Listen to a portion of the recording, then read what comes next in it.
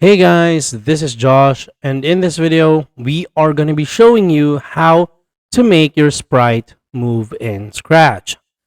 Now, this is one of the many ways on how to do it, but this is one of the simplest and the easiest ways.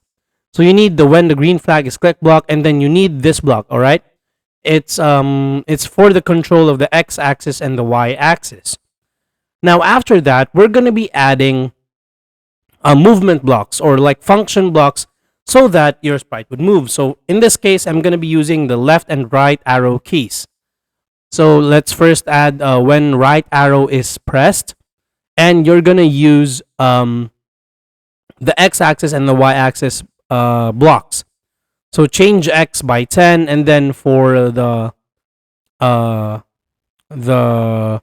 left arrow key, you're going to need change x or change y rather, or you could just actually interchange it depending on how you want it, but this is going to be my sample for it. So as you can see, the sprite is now moving, and that's it. That's how you make your sprite move in Scratch. Thank you so much for watching, guys. Please do not forget to subscribe. This is Josh, and I'm going to be seeing you on the next one. Peace out.